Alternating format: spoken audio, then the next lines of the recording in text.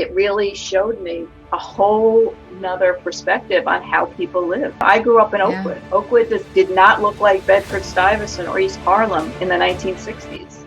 A totally different reality. But what I also realized was these folks were very much like me, had the same dreams, the same aspirations, but certainly nowhere near the same opportunity. And that was one of the things that really sort of springboarded me into thinking, whatever I do with my life, I have to do something to promote more equitable and equal opportunities for people in this country.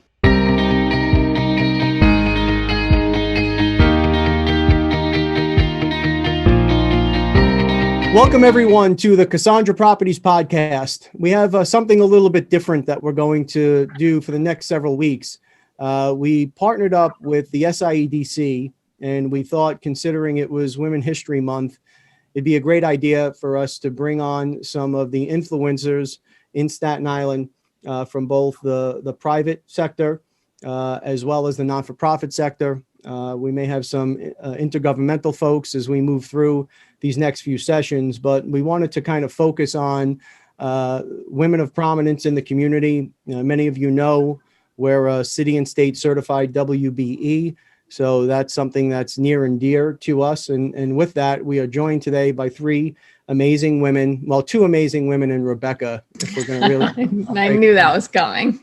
You all know how much we love Rebecca, but we've got Rebecca from our shop. How we doing, Bex? I'm good. Good. And we got Gina Gutman, the Senior Vice President of the SIEDC. How we doing, Gina? Hello, all good. Thank you for having us. Thank you for joining. And Diane, Arneth, Executive Director at Community Health Action of Staten Island. How we doing, Diane? I'm doing good today. Good. It's excellent. It's great to have everybody. I appreciate you taking time out. I know it's crazy with all the things that are going on and trying to manage the schedules with COVID. And when we were kind of doing our pre-podcast chat, Diane said she didn't want to talk about Zoom because she's all zoomed out. And I certainly can understand that. I feel like we've gotten to a place, and I tell Becca all the time as I look at my schedule now, Zoom, like a 5-minute brief call, Zoom, everything has become a Zoom today. Yes, it has. Right? Those of us who have been Zooming have to now work with those who have not been Zooming, and everybody wants to be a part of the Zoom world. So here we are Zooming. With that, let's start with you, Gina. You've got a pretty remarkable history. I know that your ties go back into the community here in Staten Island. Why don't you talk to us a little bit about, you're Senior Vice President of the SIEDC, I think for like 7 years now. Is that correct? I am. You've got it. That's true. So how do you end up at the SIEDC? And is this something that, being in this role, did you have this in mind? I know you were with the late, great Guy Molinari for many years. When did this start to formulate? Was it back in college, back in your Syracuse days, or? Yeah, so it's interesting. I, grew up on Staten Island and attended school. I was also an avid equestrian, so I've been involved with horses for my whole life. And so, Staten Island is all about, meeting people and networking, and that really starts very early on. And that's honestly one of the big bases for the SIEDC is, it's about being able to do business and move your career, whether it's your career, your small business, your bigger business, your nonprofit business forward through getting to know people, making the contacts that can make a difference. So I was able to get an interview right out of college at the Staten Island Children's Museum. And, of course, sure enough, I met people I knew who worked there. It was one of these things you just kind of fall into. And I loved it. Fantastic couple of years there. And then I decided that as much as I loved going out and sunning on the lawn at Snug Harbor on lunchtime, I probably needed to move ahead. And so that was what I did. I made a phone call to a friend who happened to be the chief of staff, Marilyn Blum, at Guy Molinari's office in the borough president's office. And Marilyn was a fellow horse person. And coincidentally, they were hiring for a communications person there to work in the press office and to work as one of the press secretaries for Guy. And so I was able to get a position and moved on over there. working for Ed Burke, who was actually the one of Guy's key players, a member of what they called the kitchen cabinet back then, and worked there for a number of years. And interestingly, I don't know that you knew this, James, but I don't know if Diane might remember this, but I worked at Borough Hall for several years, and right around the same time that Cesar Claro, who's the president of the SIEDC right now, was hired by Guy Molinari to really create and move forward the SIEDC. So Cesar and I got to know each other because he was really kind of on staff at Borough Hall at the same time as I was. And we got to know each other, and he was looking to hire someone who would launch a tourism council, a tourism effort on Staten Island. And sure enough, he hired me away from Borough Hall, and I went to work for Cesar as the director of the tourism effort. We were able to work with the Council on the Arts, Laura Jean Waters, to get a kiosk in the Whitehall terminal. So there were a lot of really interesting things we were able to do at that point. Ultimately, I became the deputy director of the SIEDC. And this was when I was in my 20s, and we were a much smaller organization then. And I did that for several years, and I loved it at the SIEDC. However, again, being in my 20s, I realized that I needed to move around a little bit to move up and onward. And I was hired by someone on our board of directors, again, going back to the who you meet and how, your career progresses and how you can move forward. And Stephen Pagano was our board representative from Staten Island Cable at the time. And he said, I really want you to come and work for me.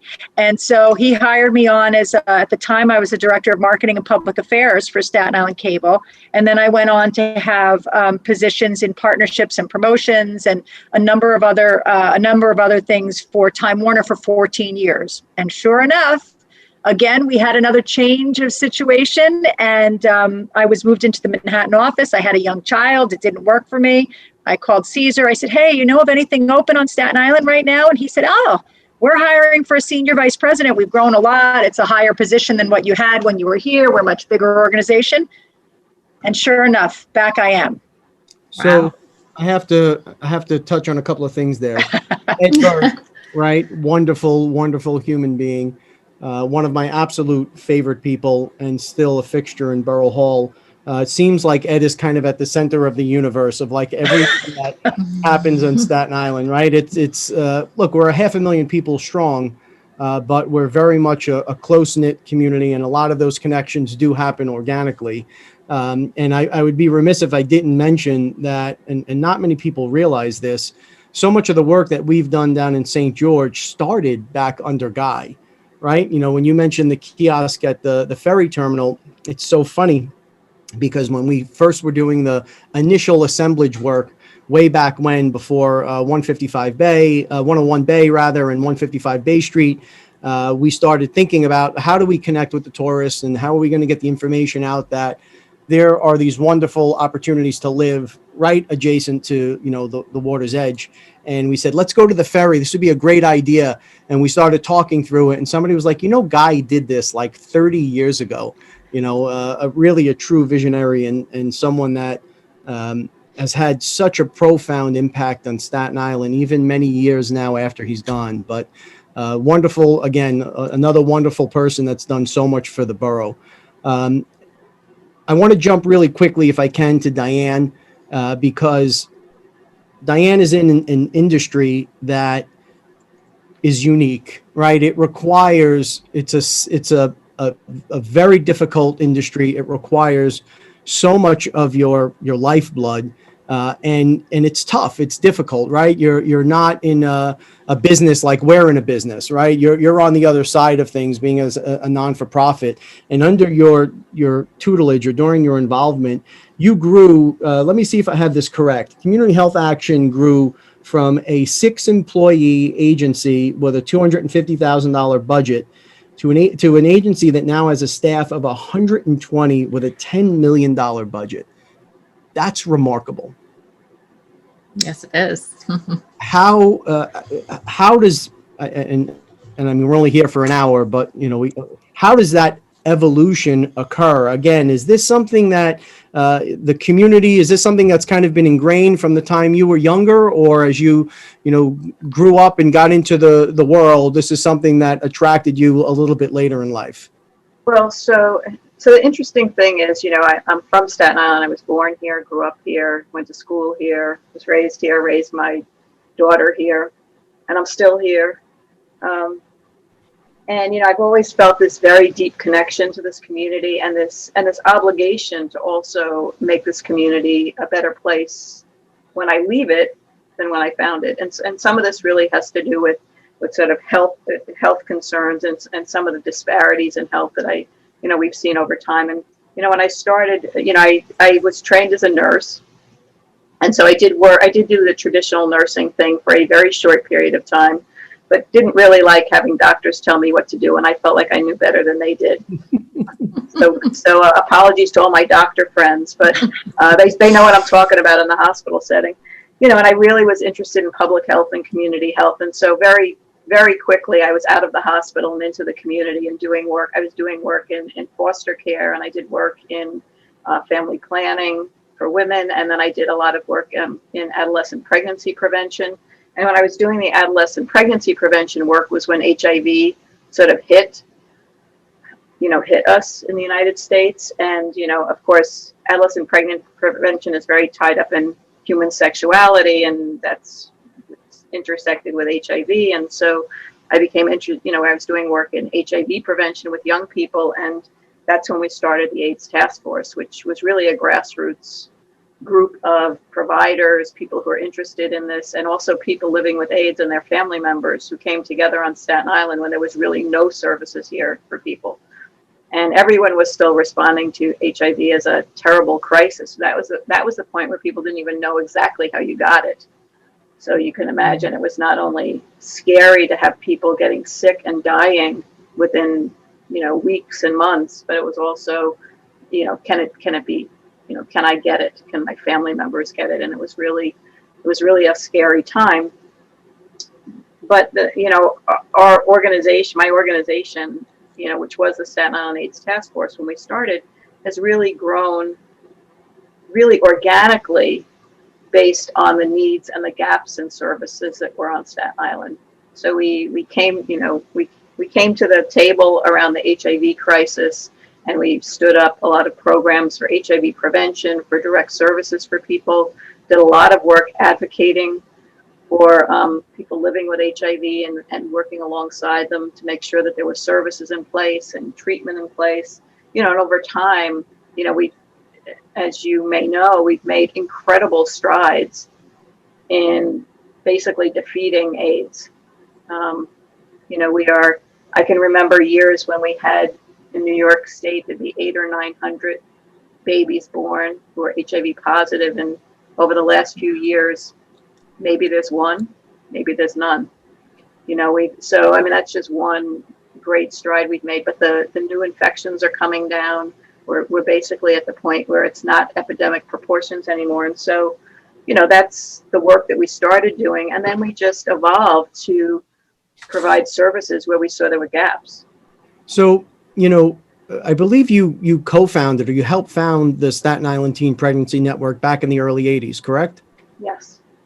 So being a lifelong Staten Islander and understanding that sometimes, not sometimes, all the time, Staten Island has been perceived as the other borough, right? We haven't had the benefit of being able to garner the attention that many of the other boroughs have enjoyed over the years, although that's changing now, and it's changing in large part because of the work that we're all doing, the work that Caesar has done over the years, which we'll get into, which is remarkable. But back in the 80s, at a time when Staten Island was barely on the map, what is the process like? How do you even begin, Diane, to cobble together, people that are like-minded and are willing to step out in front of something that was extremely controversial back then and make a success of it, to secure funding and to be able to put these pieces in play? That had to be, I know how challenging it is today. Back in the 80s, that had to be remarkably difficult. So, You're absolutely right, James, and that's exactly what it was. But I am a stubborn woman. So, and I once said to somebody, what they're going to write on my gravestone is, she pissed off nearly everybody on Staten Island at one point in her career.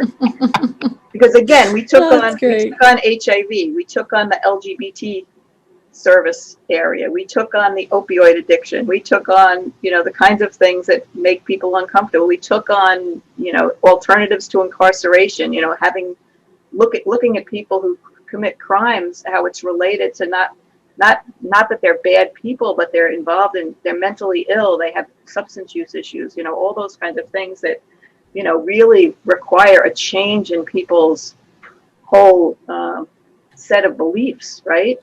And so, but I truly believe that when people understand these things and sort of work through them, that they're willing to go the extra step. And you're right. I mean, Staten Island is always at the bottom of the totem pole when it comes to funding, when it comes to support, when it comes to resources, and even more so in the areas that we're talking about. So in areas like even teen pregnancy prevention or AIDS, we're last on the list to get the attention of the city, especially, but even the state sometimes. But at the same time, if that's something your community needs, you fight for it. You fight for it, you raise your voice, you find people who are like-minded, who are willing to do that fight with you. And if you have the will and the perseverance, you can see what happens. I mean, we're doing it, and we're still doing it, and we're still taking on, those same challenges today. It's a new, now it's COVID, now there's something else new. And, we really focus on, improving the health of the community. That's what we want to do. We want to see where there's gaps and where people have needs that can be addressed. And we also, frankly, one of the things that's really key to my success is I honestly believe that, we all owe to our communities a certain amount of attention and care around those who are not as fortunate as we are. I mean, I was lucky to grow up in a comfortable home. I always had enough to eat. I went to good schools. I've been able to support myself my whole life. I've been able to raise my daughter. She was able to go to good schools. Had a good and comfortable life, and is doing very well. But not everybody has those opportunities, and so part of my job is to make sure that, not only do we address the symptoms of that lack of opportunity, which is what I always say to my staff, all these things that we deal with, AIDS, COVID, and where it hits hardest is sometimes a symptom of things that we need to address, that are underlying causes like poverty. And honestly, sometimes, and with the AIDS crisis, there was certainly homophobia that drove some of the really bad outcomes. And now we're looking at, what kind of impact has racism had on communities, so that they're not able to have the same opportunities and live the same fulfilled life that many of us feel privileged to live. Well, without a doubt, in the 80s, the late 80s is when Mom went out and started the company. And if you're in real estate or know anything about it, the late 80s was probably the worst time in history outside of 2008 and the late 20s to go out and start your own business. But being a woman that was launching a company and nevertheless playing in the commercial markets was very difficult for her. And that's on the business side. The role that you've chosen, and you chose this to undertake in a borough that, let's face it, we have not historically been the most progressive borough, right? I can't imagine the challenges that you faced in the 80s at a time when we didn't talk as freely about these things as we do today.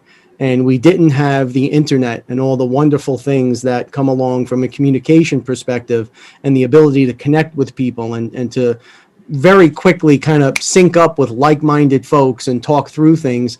It had to be remarkably challenging. And it was challenging, but the fact is, and we all know this, Staten Island is a community of people who care about the community. And so part of it is like breaking through some of those, and some of this is learned behavior. Some of this is learned attitudes. And part of my job was to be out there and say, you need to look at this differently.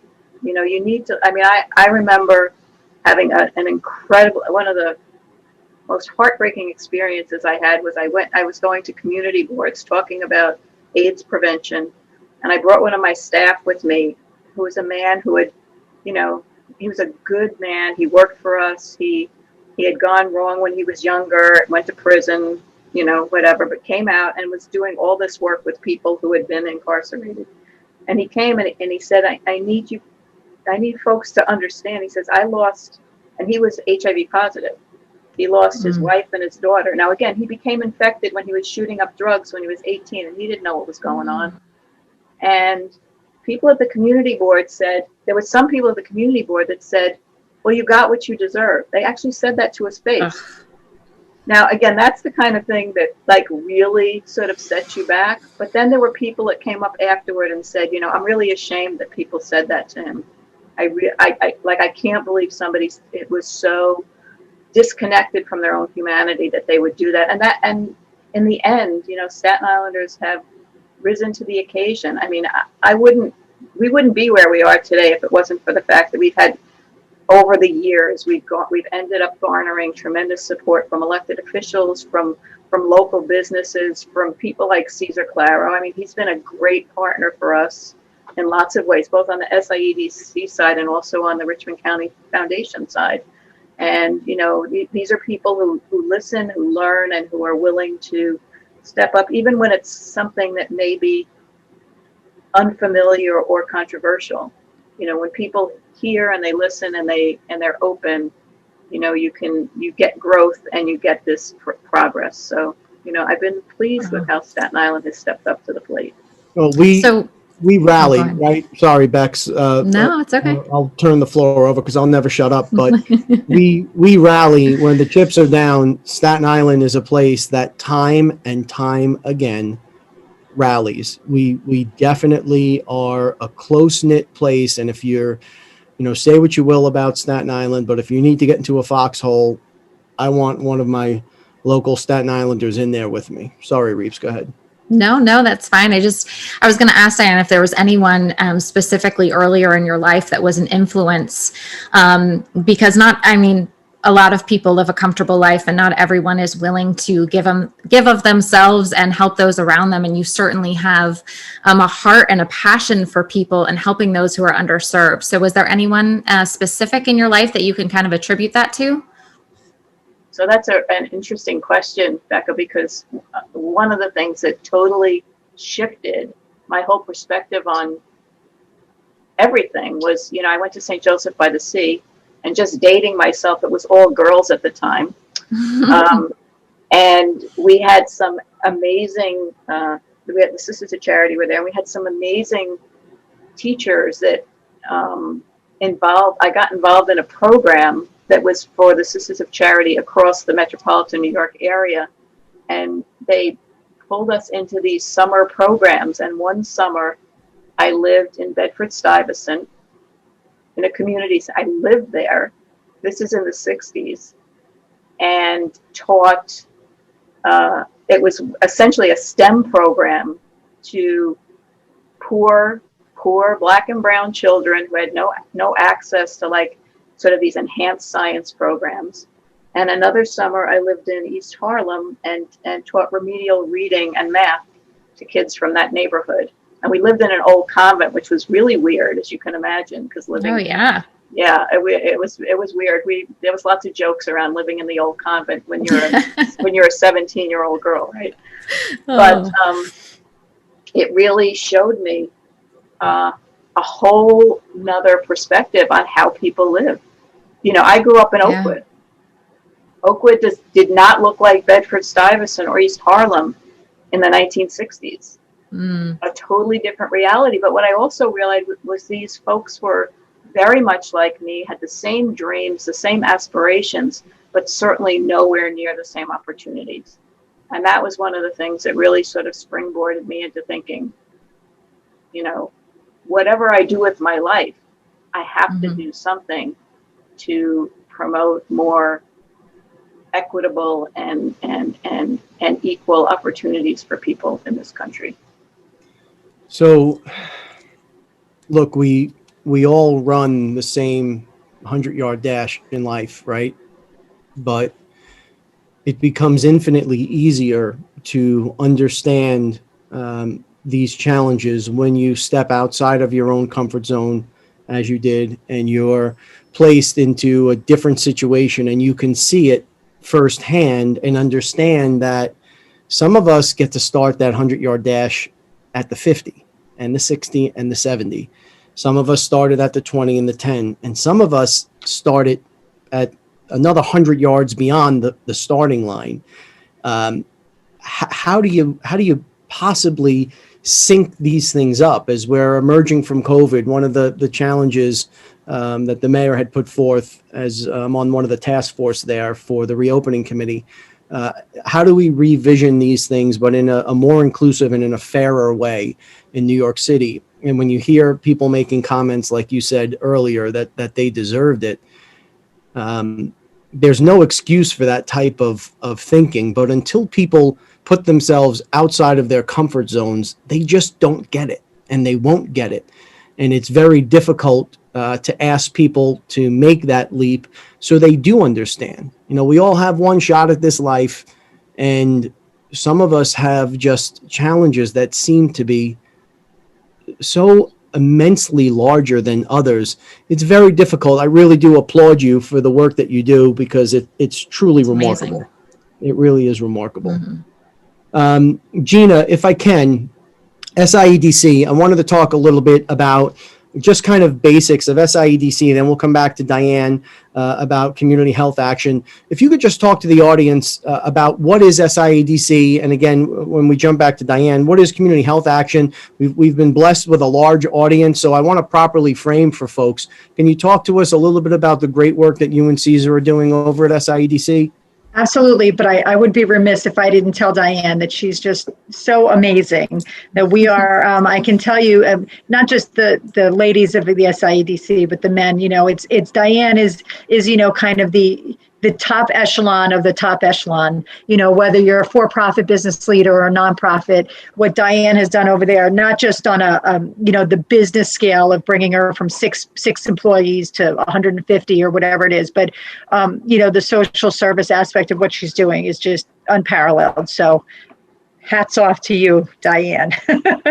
So but in terms of the SIEDC, we are an island-wide economic development group, you know, and our efforts really revolve around efforts to grow business and grow the business community here, and promote appropriate development that ultimately results in improvements in the quality of life for Staten Islanders. So it's not just about, hey, let's have, you know, business do well for the sake of this sort of grand, oh, the economy is good. You know, it's really about being able to make a difference, because you know what? The owners of our businesses are Staten Islanders who live on Staten Island and work on Staten Island and raise their families on Staten Island. And it all contributes, you know, every one of these elements contributes to another. So we want to improve the quality of life and then give them job opportunities, because we all know that that's one of the, you know, the key aspects of making the wheel go round, right, is having people have that opportunity for gainful employment. So the EDC has a variety of different programs, and there are sort of many segments, but we do have a membership program, and that's for people who are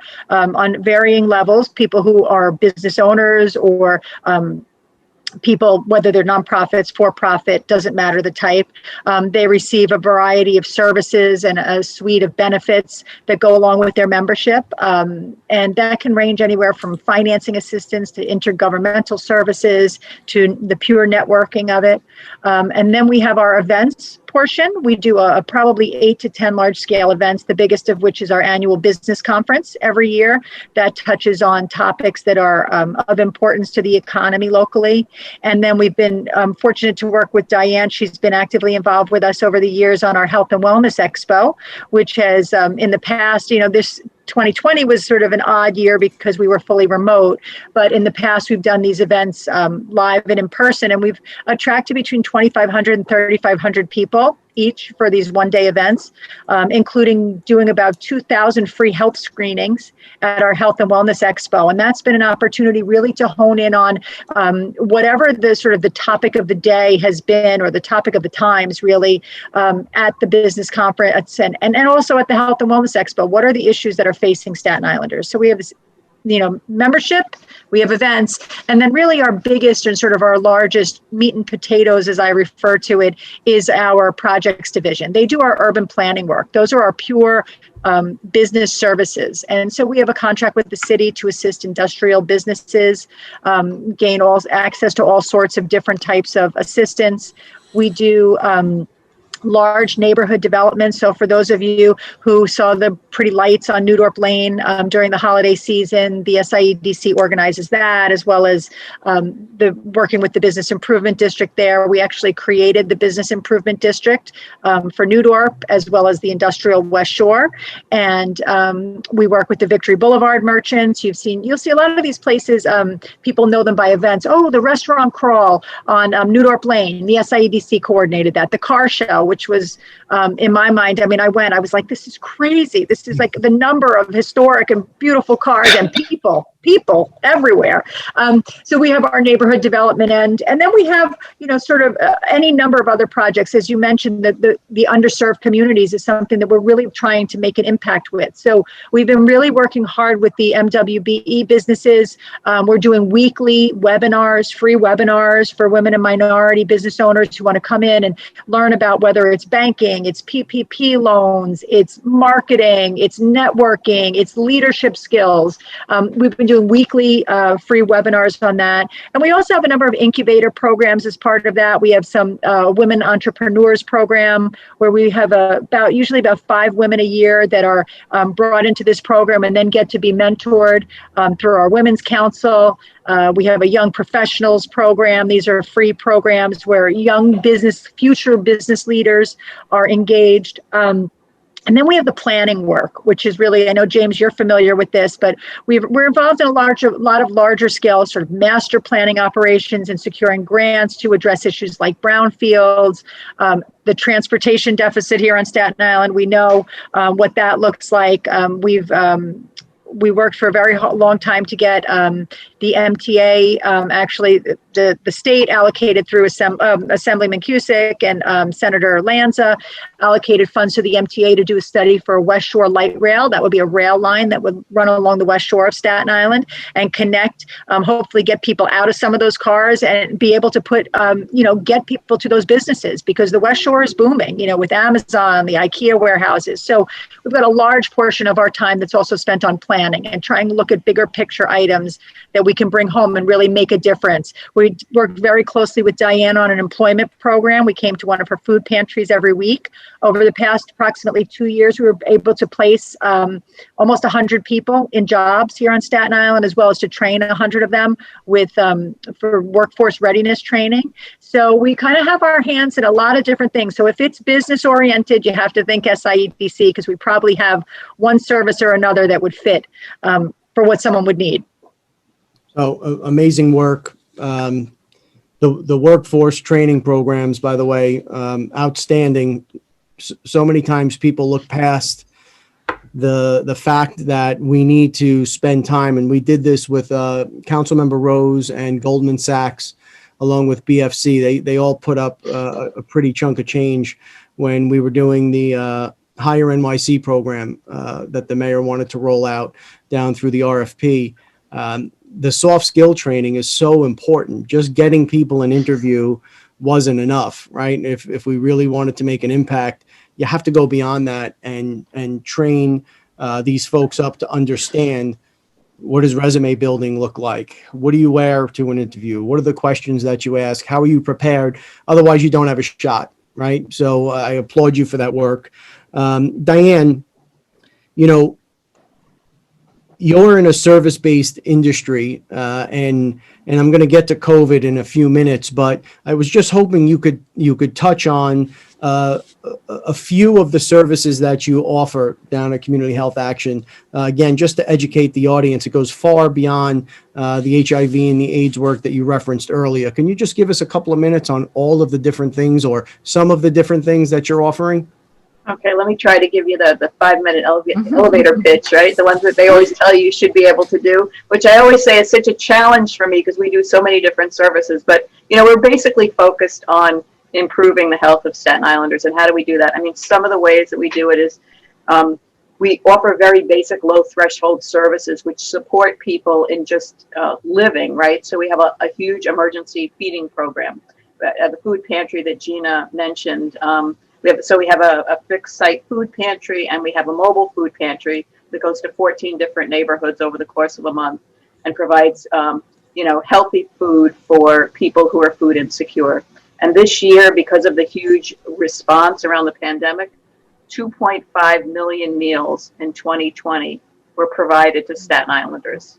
Wow. Through our feeding programs. But through the feeding programs, we also have other kinds of services that help improve people's financial security. We have health insurance enrollment programs. So we do screening and we help people in the marketplace as well as to get the public health insurances, but we also help people with marketplace insurance. We have a SNAP screening and enrollment program, helping people who are eligible to get food stamps.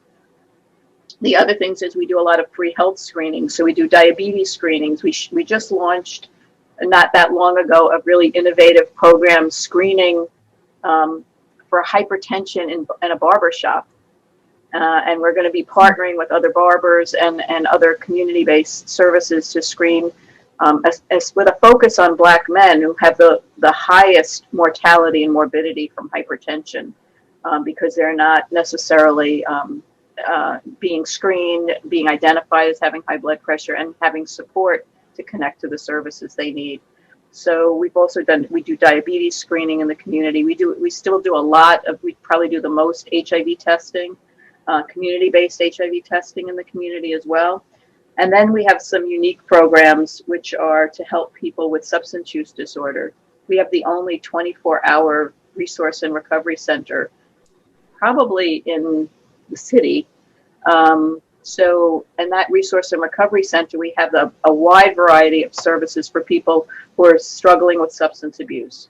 So it's a walk-in center, it's a call-in center, it's a drop-in anytime center, and say, I'm having a problem with XYZ, cocaine, heroin, pills, alcohol. I need your help. I need to talk to somebody. And we have trained counselors there, and we have peer specialists there who can work with people, help connect them to the services they need. Sometimes they need to come in and talk a couple of times because they really don't know where they are and where they want to go. We also provide those same services for family members there, and all those services are free. That same site, that 24-hour site, also partners with the Richmond County DA's office, where we do what's called the HOPE program, which is actually one of these programs that, again, works to interrupt that cycle of substance abuse and criminal behavior by working with the police precincts on diverting people with low-level drug arrests into services if they're related to substance abuse. And also working with people who are going through the courts who may have low-level arrests for crimes that are related to their substance use. And these are nonviolent crimes. So shoplifting, breaking and entering, breaking into cars. And then it's identified that the person has mental illness or they have a substance use disorder.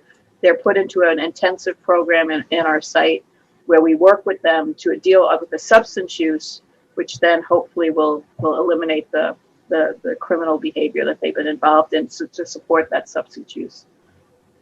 So we also have a domestic violence program where we work with women. We work with the Staten Family Justice Center, so we get referrals from them and from other providers and from our own programs, and work with women on safety planning, on getting them into secure and safe places when they need to be, on providing counseling for them and their families to help them move towards self-sufficiency, because they very often, women are trapped in many ways in these relationships, and not just physically but emotionally. And so we have a trained social worker who also works with them. We have a lot of case management we have an alternatives to incarceration program, which is new, again, working with the courts to actually move people away from incarceration and moving them into, into services when there's opportunity for them to actually shift what they're doing and not be in jail and instead be in the community and become productive citizens. We have case management programs for people with chronic illnesses, so people that are suffering and trying to navigate all these complicated systems who have diabetes and heart disease and hypertension. We have case managers that work with them and help them identify, where they can get connected, what are the barriers to their services. If they don't have insurance, we help them get insurance. If they don't have transportation, we work with the different programs to help make sure they get there. And then what else am I missing? We still have a lot of HIV prevention programs. So working with people on really identifying for them risks of HIV and how they can mitigate those risks, working with individuals in the community, especially people who come through our testing. We have a big HIV testing program. They come through our testing program, and if they identify risk behaviors, we connect them with a navigator who actually helps them work through those risks, identify those risks, and mitigate them. So I probably am missing some program if one of my staff. That's it, Diane? That's all you do? I know. It doesn't sound like there's very much going on there.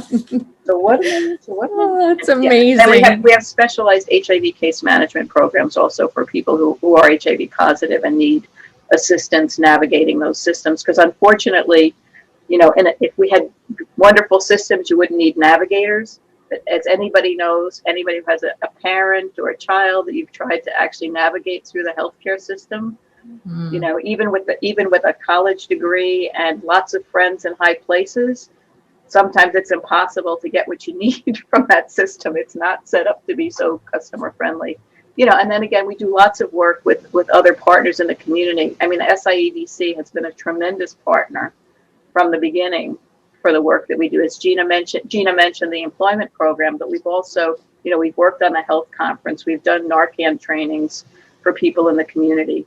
We do a lot of work with people who are chronic and long-term substance users too, and trying to get them connected to treatment. And we actually had a very successful program running out of Fort Richmond where we actually have connected people who used drugs for decades into like a very low threshold program where they come in, there's a nurse who actually helps them and manages, and many of these people are marginally housed, and they're doing really well. And we didn't even lose any of them during the COVID. Like even with everything shut down, we were able to stay in contact with them. And so, the work that we partnered with SIEDC on the health conferences have been just fabulous. And now we're working with them on their project around the digital divide, because, we know how that's going to impact the people that we work with, people who are poor, people that don't have the resources to afford broadband or to afford the devices. How are they going to now connect to these telehealth visits that everybody wants to do? How are you going to even apply for a job? I mean, when I was growing up, you type the resume up, and you put it in an envelope, you put the stamp on it, and you sent it out, and you waited for somebody to call you on the telephone and tell you that you had an interview. That's not the way we do business anymore. And, I was talking with, we have a program where we're working with veterans to make sure that they're, especially older veterans, so that they're connected, and we're sort of watching them during COVID to make sure that they're supported, especially these guys that live by themselves. And I was talking to the one man the other day, and he's like, I needed to get my new driver's license, but I couldn't because I couldn't go out. I had to get my eye exam. And I'm like, let's take it step by step. Everybody needs a little bit of extra support now. And so we're looking at ways to continue to support, all the people that we've been working with historically through COVID as well. We've been doing a tremendous amount of work in outreach and education around the COVID testing and the testing and tracing, so people feel comfortable. When the health department calls them up, they don't hang up on them. and letting people know where testing is available. And now we're doing a lot of work around the vaccination as well.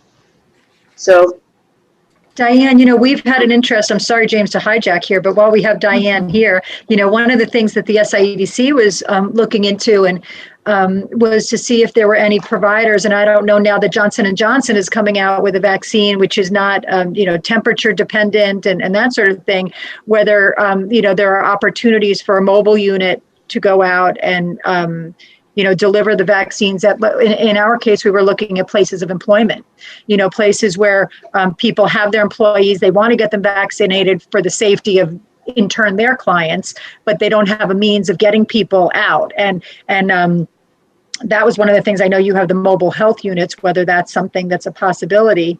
Certainly something. It's definitely something to talk about. I mean, that's the beauty of Staten Island, right?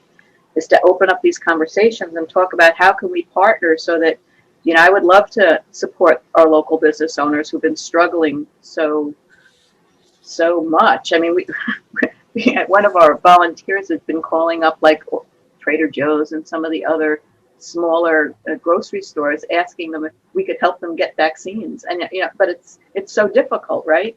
And bringing it to them would be so much easier. And you're right, the Johnson & Johnson vaccine, I mean, not only is it not temperature dependent, it's also a one dose.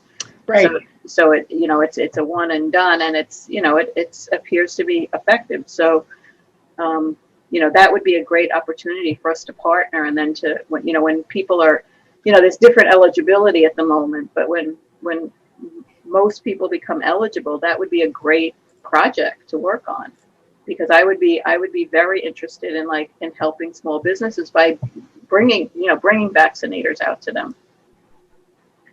So this is what the podcast was about. When we started this thing, we wanted it to be just a place where we can connect dots and offer people a platform and just give people an opportunity to connect and communicate. So a lot of good things have come from it, and I appreciate you guys being on. I wanted to jump back to Rebecca for a minute because I teased you in the beginning, and as I always do, because that's just my way of showing how much we love you. But we haven't talked about this, and everyone's got their story, and yours is remarkable in its own way.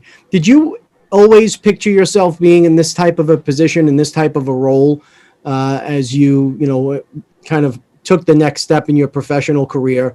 And growing up, what were your influences or inspirations, to kind of push through? And you've stepped into a very busy, very high-paced, fast-paced, high-stress situation here over the last several years, and you've done an unbelievable job, running things around here. What was that like for you, and is this really where you kind of envision you'd end up? Wow, that was a lot of questions at once, James. That's okay. I know. Growing up, I was always the one that I guess people would say is the bossy one or the leader of the group kind of thing, which I'm sure the other two women on this Zoom would probably say the same thing. We all tend to kind of have that little personality trait that pushes us to be leaders. I certainly did not see myself per se in this role. HR was where I was, which most people know, prior to coming into the real estate world. And I love people. I've always had a heart for people, and I like to work with them. So HR kind of was a good fit for me because at the same time, I like to be in charge of things. So it was a good mix. I got to be in charge, but I got to help people at the same time. And this role for me has just been so fulfilling, to be able to help people and to just kind of watch this company grow and see all of the good things that we've been able to do because of what we've been able to accomplish as a company. So it's been a great experience for me. I don't know if I got all those questions answered or not, James. But. Almost. So I can't imagine people thought you were bossy. I mean, that's wow. I know, not me. Inspirations growing up. Inspirations. Oh, that's a good one. The women in my family are are all kind of the same. We are all very strong, go-getter kind of women. And I think just being able to watch my grandmother and my mom played a really important role in my life. And I always aspired to be bigger and better and to, make sure I didn't get pushed around, and I got to be able to fulfill the desires that I had for my life. So good stuff. So Gina, back to you for a minute. Under Caesar's watch and the team that he's put together, you guys have done a remarkable job since its inception. And again, straight through, the one constant has been Caesar. So we have to give credit here where credit is due. $550 million in new investments, 3,500 new jobs, over 1,000 acres of vacant land being developed, and just countless lifts for the small businesses.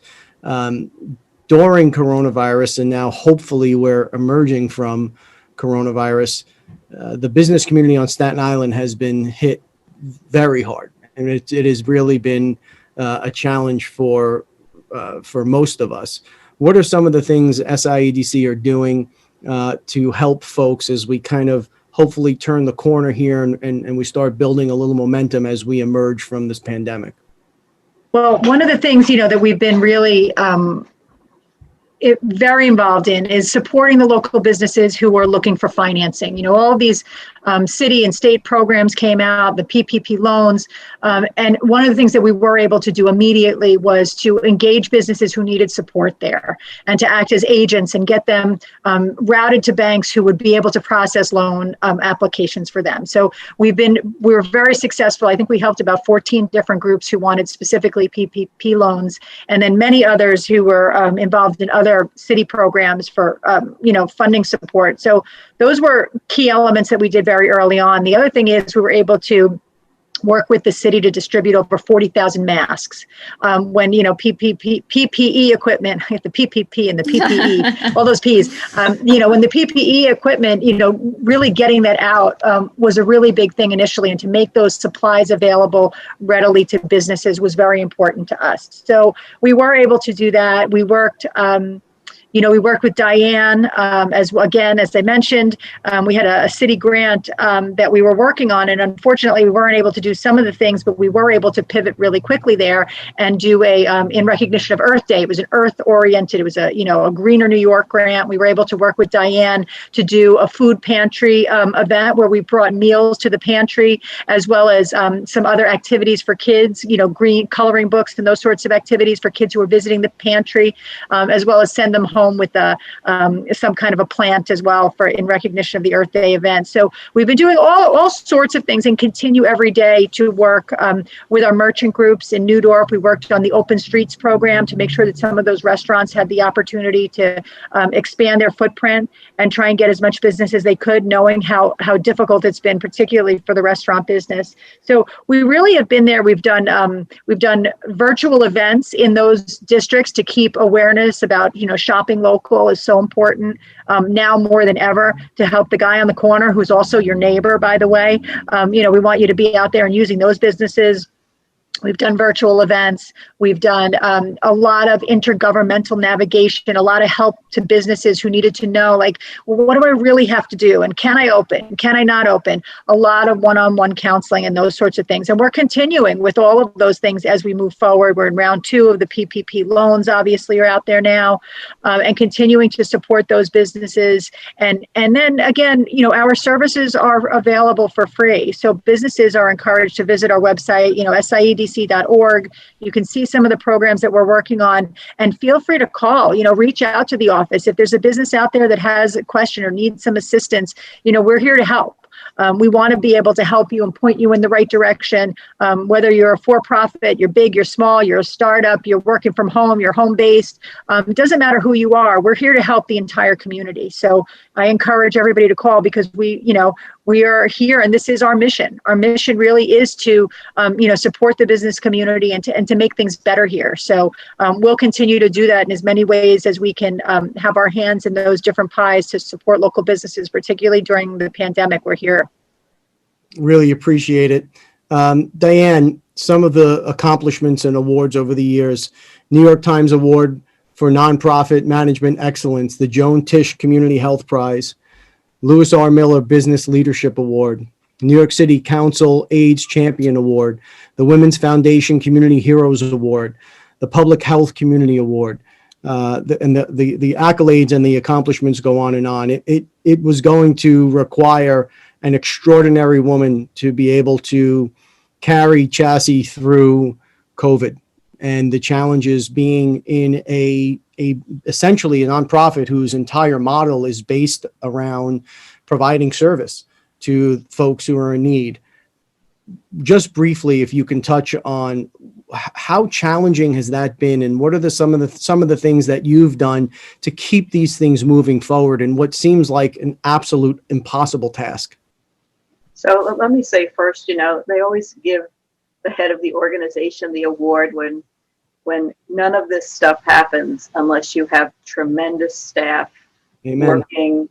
working committed to the same commitment and the same strength of ideals that you do. And I just have tremendous staff that do this work every single day and have done it over the 30 years that I've been doing this work. But one of the things we did was as soon as lockdown came, we have a very hands-on approach to the work we do. It's all about connecting with people and helping them through, giving them a helping hand.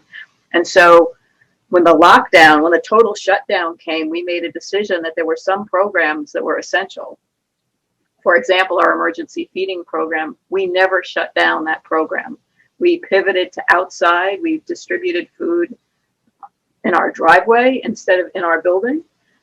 We set up new protocols so people were safe. Our mobile food pantry continued to go out. Our 24-hour resource center continued to be open for people who needed help. And in fact, we were distributing food out of there for a long time. And our other programs, which were the ones that we would deliver in person, our counseling, our groups, our support groups, our navigation and linkage to care, our screening programs, all of those went remote. And we pivoted. Those people were working, our staff were sent home. They were working from home. And we were able to continue to deliver those services in innovative ways. And it was interesting because, as I told you, we had this one program for really chronic drug users to help put them in treatment for opioid use disorder. And we had 100 people in that program.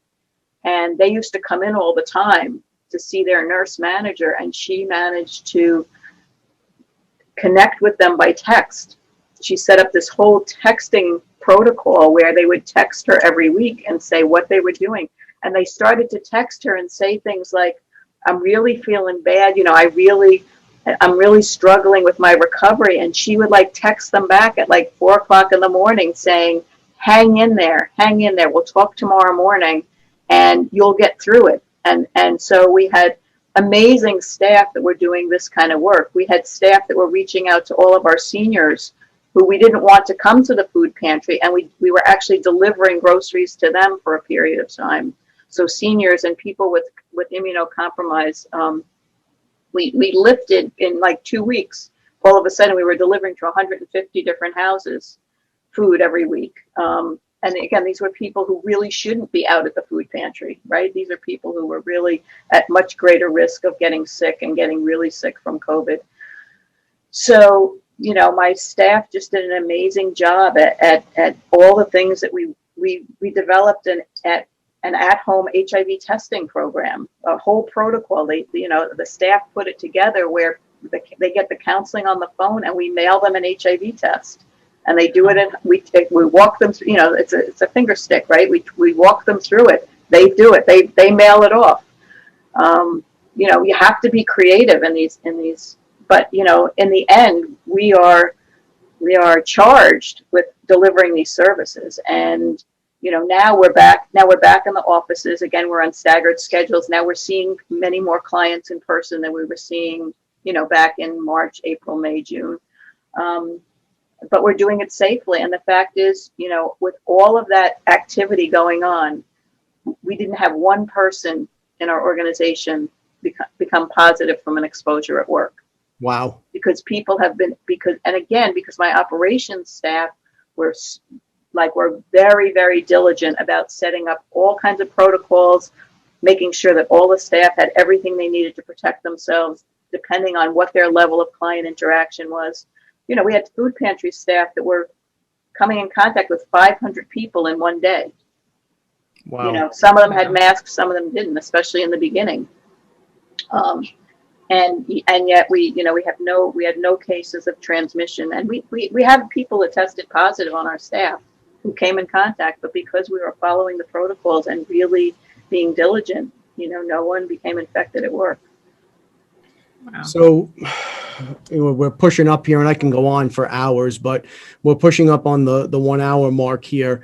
Diane, if people wanted to help out, how can they help out? What's the best way to get in touch with the organization? Okay, so I hope I'm going to remember this number. So because we have a 24-hour resource center, that's one of the good places to call, because they can route you to whatever you need. So regardless of what the need is, of all the things that you've heard that we do today, if you call this one number, they'll be able to connect you to the person. So it's 718-808-1450. And again, that's the Next Step Resource and Recovery Center. And, you know, but they can connect you to any of these services. Great. And Gina, what's the best way for folks to reach out to the SIEDC?